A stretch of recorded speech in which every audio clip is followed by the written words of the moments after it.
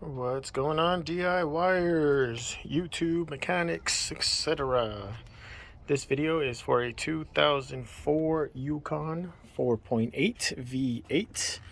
I will be showing you how to access the fuel injectors and maybe a few other components.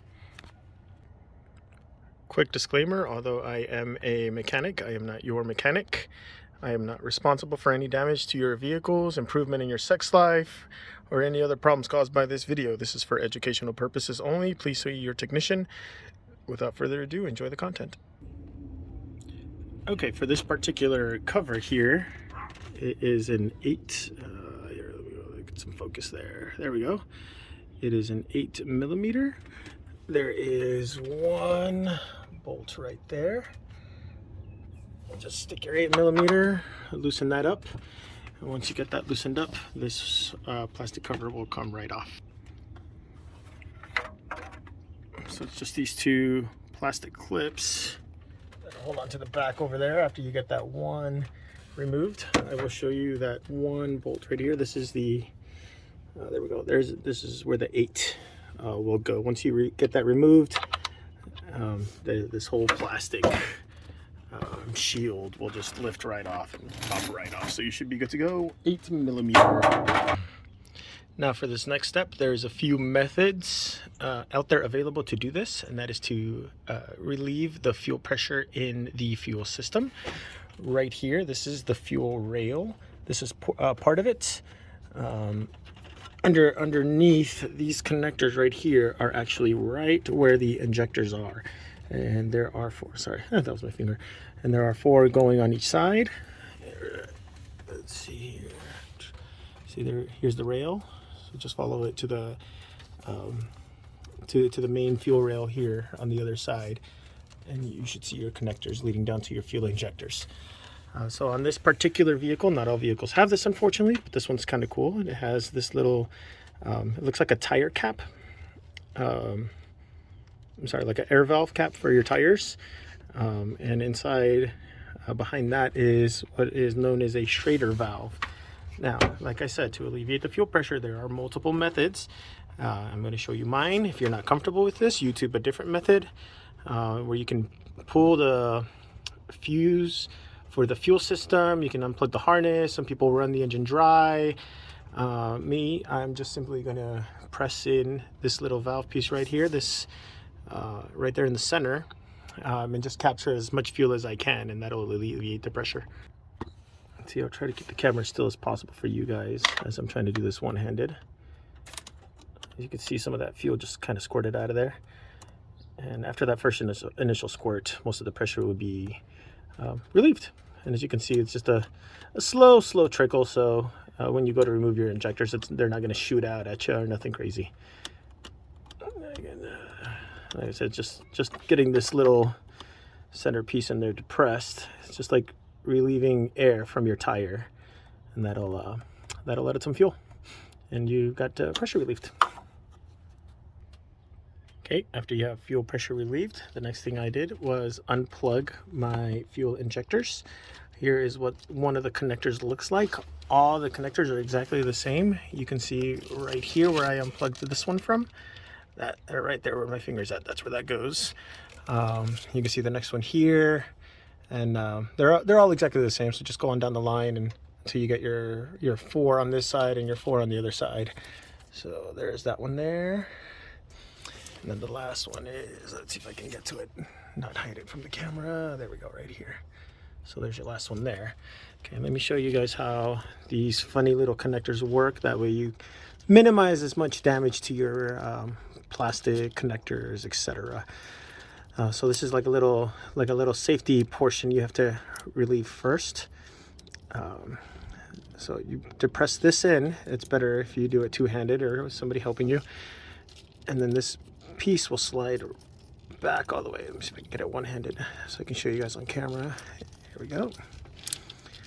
Okay, there we go. Once I did that, I was able to just depress this little piece right here, and the whole clip just came right off, nice and easy. Thankfully this plastic wasn't too brittle or anything like that, Let me see if I can do it on this next one live. That way you guys can kind of see. There we go. See, it just, there's that piece pulled back. And then I just depress on that little part right there. Well, I kind of did it all in one, but you get the idea. So once you get that depressed, you should be able to slide out your connector without hopefully damaging the plastic, breaking it off, all that good stuff. So that's what that looks like there. Hopefully that'll give you guys enough information there that you can do it on your own. Hopefully I got enough angles, all that good stuff.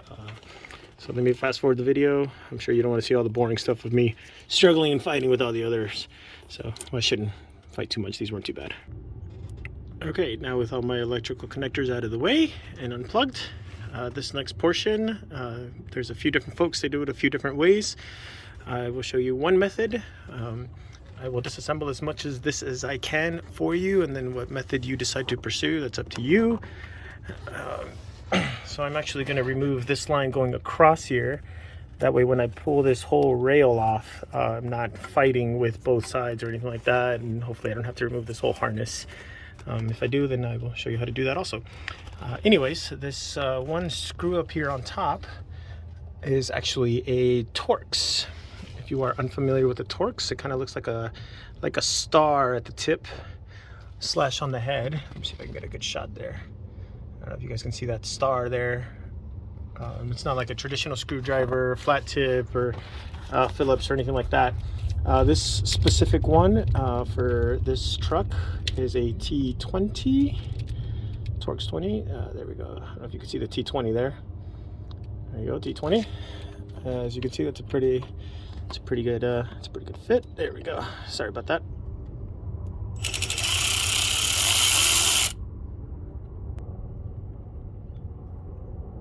Okay, there's a screw. Oh, but whew. That's a close call. Yeah, where's my metal bin when I need it? There we go. There's that star I was trying to tell you guys about. Anyways, that was a T20 once again. Okay, so that should have loosened up this back bracket here. Just set that off to the side, and I should be able to just wiggle this off. And since there's no fuel pressure, it shouldn't be too bad.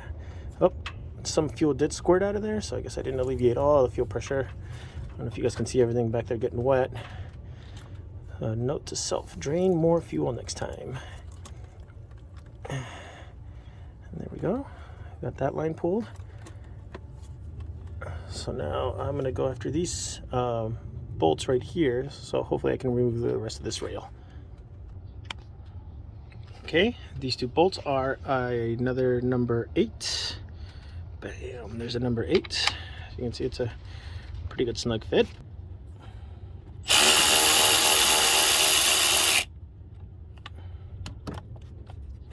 Ooh, I almost fell. Okay, here's the other number 8. There's just 2 of them.